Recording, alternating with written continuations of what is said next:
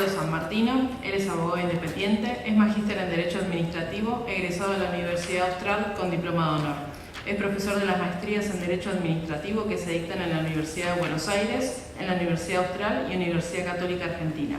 Es director del posgrado en Abogacía Pública y de la diplomatura en Derecho Procesal Administrativo y Constitucional que se dicta en la Escuela de Abogacía Pública de la Procuración General de la Ciudad Autónoma de Buenos Aires. Ex profesor titular de Derecho Administrativo 1 de la Universidad del Museo Social, ex profesor titular en la Escuela de Cuerpos de Abogados del Estado, ex profesor de Derecho Civil 2, Obligaciones. En el ámbito público se desempeñó en los siguientes organismos: Procuración del Tesoro de la Nación, Banco Central de la República Argentina, Ministerio de Justicia y Derechos Humanos y la Procuración General de la Ciudad de Buenos Aires. Es coautor de varios anteproyectos de leyes en materia administrativa, es miembro del Instituto de Derecho Administrativo de la Academia Nacional de Derecho, escribió numerosos artículos sobre cuestiones de derecho administrativo, derecho procesal administrativo y derecho procesal constitucional. Y es autor de los libros Principios Constitucionales del Amparo Administrativo y Amparo y Administración en el Estado Constitucional Social de Derecho. Y nos va a hablar de aportes a la dogmática, respuesta del derecho administrativo según la naturaleza del derecho implicado en el procedimiento administrativo y en el proceso. Doctor. Bueno, muchas gracias, muy buenas tardes, muy buenas noches a todos. Muchas gracias a la Procuración por la invitación, a las autoridades, doctora Starlova, doctora Gol. Para mí es un placer poder estar esta noche junto a mi querido amigo Fabián y compartir este momento con todos ustedes.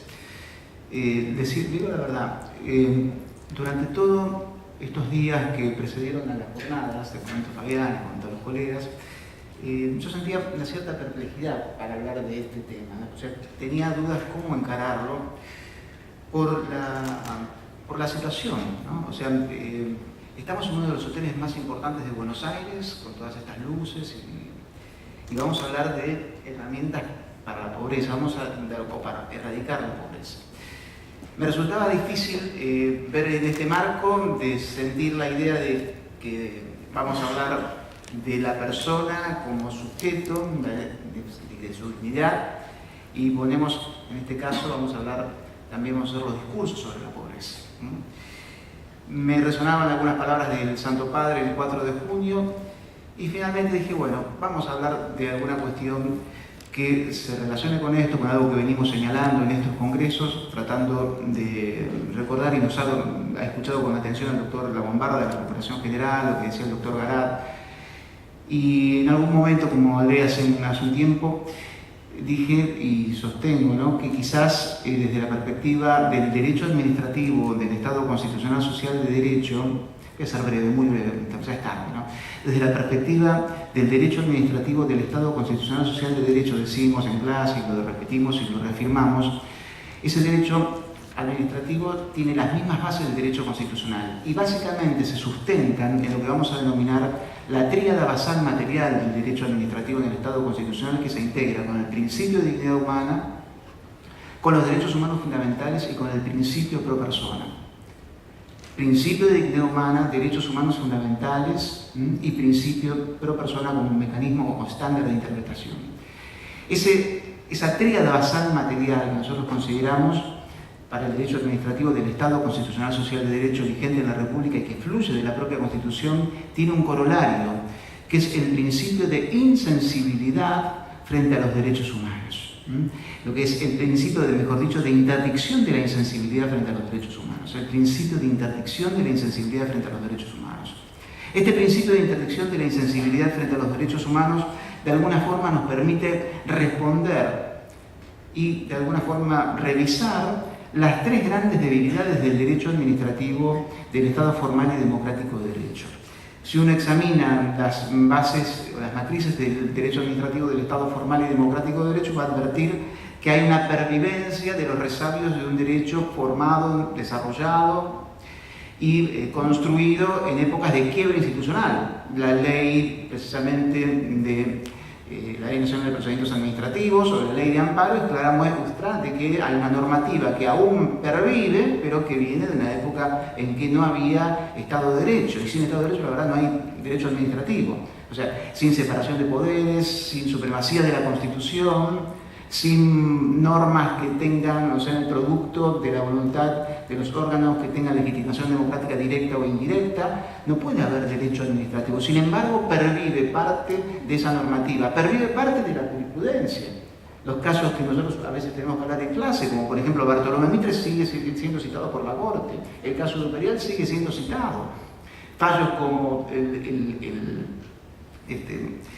el movimiento Scout argentino o Rodríguez Blanco de Cerrado, que son de la época del proceso militar, siguen siendo citados cuando los jueces que han dictado todas estas sentencias no habían seguido el procedimiento propio que exige la Constitución para alcanzar la alta magistratura, que en este caso es la Corte Suprema. Entonces decimos, el derecho administrativo del Estado Constitucional Social de Derecho, de alguna manera, tiende a dar una respuesta a esta debilidad que va teniendo el derecho administrativo, en el cual perviven, insisto, parte de instituciones, parte de jurisprudencia, parte de normativa e incluso una doctrina autoral muy fuerte.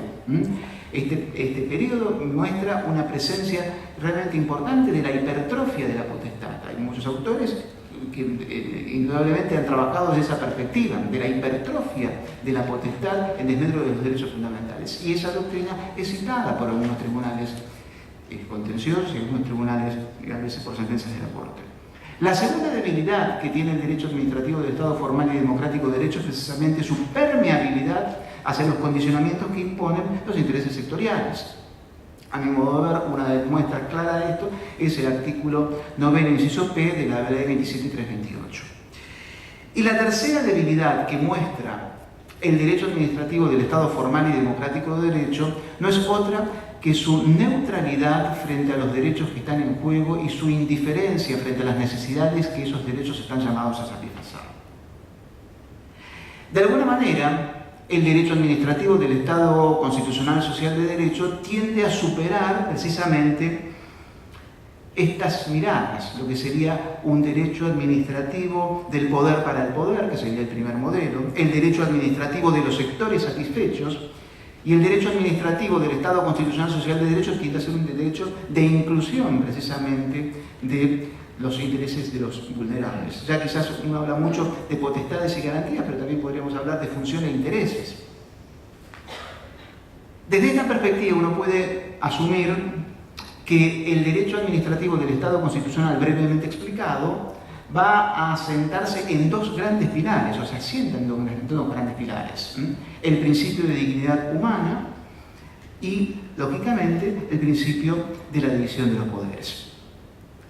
Ciertamente, las instituciones desde la perspectiva del Estado Constitucional Social de Derecho tienen modulaciones. O sea, cuando hablamos de juridicidad, nosotros hablamos en el Estado Constitucional de una multiplicidad de ontanares que integran esa juridicidad, con la Constitución, por cierto, con la Constitución Nacional, con los principios preestatales que la informan, con los instrumentos internacionales de protección de los derechos humanos, con los tratados internacionales, las leyes, los reglamentos. También sabemos que en este marco la potestad está básicamente anudada con el interés público comprometido con el principio de dignidad humana. Las potestades inherentes que muchos autores han trabajado de manera intensa, algo tan indeterminado, únicamente podrán ser utilizadas para favorecer los derechos de los particulares, sobre todo para favorecer los derechos fundamentales indisponibles. La creación de vínculos jurídicos obligatorios, como por ejemplo un acto administrativo, cuando ese vínculo jurídico obligatorio genera un gravamen, lógicamente va a tener que respetar el debido procedimiento previo. Debe respetar las garantías mínimas que establece el artículo 8 de la Convención Americana, garantías mínimas, por cierto, que están dadas en función del debido proceso legal.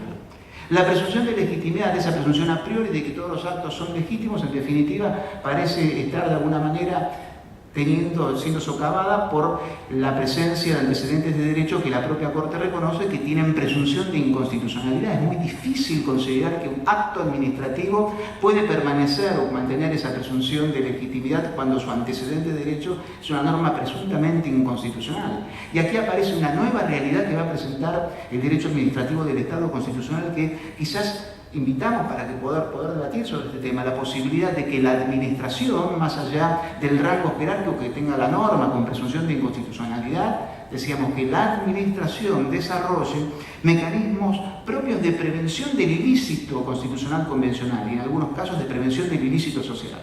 Me estoy refiriendo a la posibilidad de que desde la administración, como lo ha de alguna forma dejado aclarado la Corte, por lo menos lo ha lo ha tratado la Corte Interamericana en Hellman 1 o en García Ibarra y otros fallos más, las posibilidades de que la administración desarrolle un control de convencionalidad básicamente armonizante y no tanto de carácter represivo o reparador como dicen algunos autores. La ejecutividad y la ejecutoriedad inmediata de los actos administrativos en alguna medida ven límites cuando estamos en presencia de sanciones administrativas. En estos casos, en supuestos de sanciones administrativas, la ejecutoriedad del acto recién va a ser una vez que cese la presunción de inocencia del particular. En este marco también, como lo venimos señalando en algunas otras ocasiones, consideramos un punto importante establecer aspectos que tienden, dentro del marco del Estado Constitucional Social de Derecho, aspectos que tienden a ampliar lo que vamos a denominar la estabilidad del acto administrativo. La estabilidad del acto administrativo, como ustedes saben, se refiere a la inalterabilidad de su objeto. Hay en nuestro modo de ver, no solamente están los supuestos del artículo 18 de la Ley de Procedimientos, del artículo 17 última parte, sino entendemos, y no lo vamos a desarrollar en este momento, que desde el propio derecho, desde la propia naturaleza del derecho fundamental e indisponible, nace un derecho del particular a la estabilidad de los actos administrativos que concretizan de manera singular un derecho fundamental e indisponible. Desde esta perspectiva consideramos, insisto con esto, que la estabilidad se agranda, se amplía su área de estabilidad a partir de esta presencia de actos administrativos que concretizan derechos fundamentales, la satisfacción de derechos fundamentales indisponibles. En estos casos consideramos que cuando se da esta situación, indudablemente si la administración tiene dudas respecto de estos actos, deberá ir a la justicia, pero no podrá ejercer la potestad revocatoria, salvo que sea un principio general del derecho por el cual ninguna persona se puede beneficiar de su propia injusticia, de su propio fraude, de su propio delito. Esto ya viene un principio general del caso Rix versus Palmer. Como consecuencia de esto, hay una limitación sobre lo que es el desarrollo de la potestad administratoria. ¿Y qué decir de la responsabilidad del Estado? Un tema, por cierto, siempre polémico, de acuerdo a cómo se lo mire, es un tema polémico. No vamos a entrar en las cuestiones que puede traer aparejada la responsabilidad del Estado y recomiendo un trabajo del gran profesor, aquí presente, el profesor Casagne, reciente, sobre un trabajo muy puntilloso sobre la falta de servicio del 2 de septiembre de este año. Pero sobre la responsabilidad del Estado quería decirles que desde la perspectiva del Estado Constitucional Social de Derecho, no cabe sino trabajar y desarrollar no la función reparadora de la responsabilidad del Estado, sino la función preventiva. Y creo que por los tiempos que vienen va a ser importante que pensemos en la función preventiva de los daños. Recién la Bombarda algo habló de este tema y me parece que esa es la vía. Trabajar en la prevención del daño, en los términos analógicos del artículo 1710 a 1713. Me parece que ahí hay un desarrollo muy interesante para la dogmática administrativista. El artículo 1710 del Código Civil, que no ha sido prohibido por la Ley de Responsabilidad del Estado, sino que puede aplicar analógicamente, establece que la persona, dentro de lo que a ella concierna, tiene el deber de evitar el daño, el deber de evitar el agravamiento del daño o el deber de disminuir el daño. Y se establece que la prevención no requiere ningún tipo de factor de atribución y se establece también que todo aquel que tenga un interés razonable, una legitimación amplia, puede solicitar la prevención del daño. Ciertamente nos parece a nosotros que la prevención del daño, con miras precisamente al marco de la responsabilidad del Estado y en otros ámbitos, en alguna medida, diciendo el tema de nuestras jornadas o congresos, me parece que la prevención tiende en alguna medida a trabajar desde esta perspectiva a la evitación de lo que significa el ilícito social. Desde la perspectiva de la tutela judicial efectiva podemos ver que desde el Estado Constitucional Social de Derecho se abastece no solamente del proceso contencioso administrativo con sus pretensiones, sus diferentes objetos, sino también que integramos en el derecho administrativo, en el plano de las garantías del particular, en los procesos constitucionales como el amparo o la acción declarativa o la habeas data. Pero también integramos al derecho administrativo dentro de las garantías, en ese juego de garantías y prerrogativas, e integramos al derecho administrativo también a todos los mecanismos de protección urgente, las medidas asegurativas como el amparo, la tutela anticipatoria provisional, la tutela anticipatoria definitiva como la tutela autosatisfactiva, y también agregamos lo que se denomina también la tutela inhibitoria, que guarda relación con lo que señalaba antes con la acción de prevención. Desde la perspectiva del procedimiento administrativo que tan bien y tan profundamente trató recién mi querido amigo Fabián, nosotros proponemos desde hace tiempo que En el Estado constitucional social de derecho, la garantía de la tutela administrativa efectiva plantea diferentes variables correctivas de lo que es ese procedimiento administrativo básicamente común. Y también deberían ser común los mecanismos del procedimiento administrativo constitucional convencional, el mecanismo del procedimiento administrativo urgente, que contenga no solamente la suspensión, sino medidas de carácter positivo, al procedimiento administrativo colectivo, y debería agregarse como variable correctiva también al procedimiento administrativo de prevención del daño, insisto, de la prevención del ilícito social. Para cerrar en algo muy breve, porque ya es tarde para todos, la interdicción de la insensibilidad, decíamos recién, se nos presenta a nuestro modo de ver como una suerte de principio cardinal que se extrae de esa tríada basal material que dijimos: dignidad humana, derechos humanos fundamentales y principio pro persona. Aparece plasmado este principio en las últimas sentencias de la Corte, Blanco en fines de 2018 respecto del reajuste de los jubilados, en el caso Tejeda, a comienzo de año, respecto de la inaplicación del artículo 2º, inciso E de la ley de amparo respecto al plazo de caducidad, en Candia, cuando deja sin efecto una medida cautelar y hace lugar, una medida cautelar respecto de la vivienda digna, en García, cuando se refiere a la inconstitucionalidad de lo que es el pago de impuestos a las ganancias de una persona jubilada, en Institutos Médicos Antártida, en la cual se crea de alguna manera un crédito privilegiado para quien no lo tenía respecto a una indemnización por mala praxis médica que tenía ya 28 años. El caso Farfán, en el cual se restablece la libertad de expresión y reunión de un dirigente gremial. Todos estos son fallos relativamente recientes, de fines del 18 al día de la fecha. El principio de interdicción de la insensibilidad como herramienta que tienda a erradicar la pobreza. El principio de interdicción de la insensibilidad, decíamos, tiene dos direcciones básicas. Este principio de interdicción de la insensibilidad implica, de un lado, un deber de las autoridades públicas de no ignorar las situaciones de aquellas personas que están sin acceder a ese mínimo vital, a ese mínimo indisponible, como dice la Corte, a ese mínimo existencial, como hablan los alemanes. Pero también tiene otra dirección, que no solamente es no ignorar, sino también un deber de actuación positiva. En los términos, por ejemplo, del artículo 75, inciso 23, en el cual implica esa actuación que ya no va a ser simplemente no ignorar, sino compadecerse, sino actuar formalmente a través de mecanismos como acabamos de señalar. Insisto, y discúlpenme, en la necesidad de desarrollar la acción de prevención del daño y sobre todo del ilícito social en materia de derecho administrativo. Es necesario entonces actuar desde lo formal, pero también desde lo material. Se transgrede el principio de interdicción de la insensibilidad a los derechos humanos, muchas gracias, cuando no se previene el ilícito social.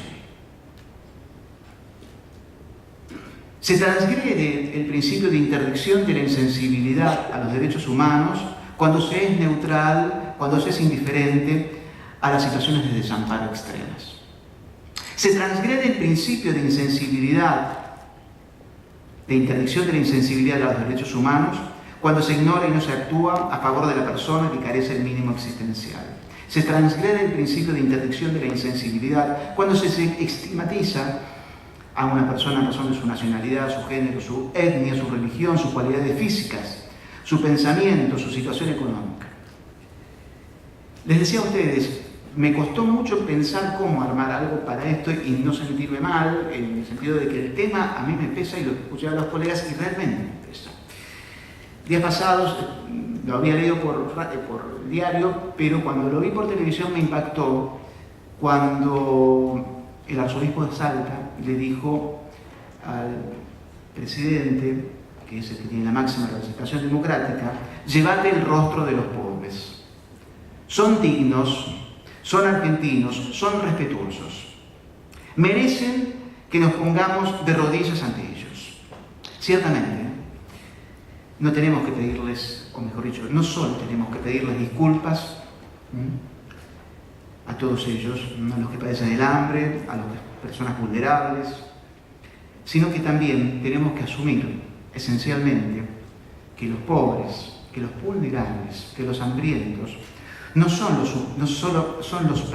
los sujetos de los derechos humanos fundamentales y no solo son el objeto de nuestros discursos. Muchas gracias.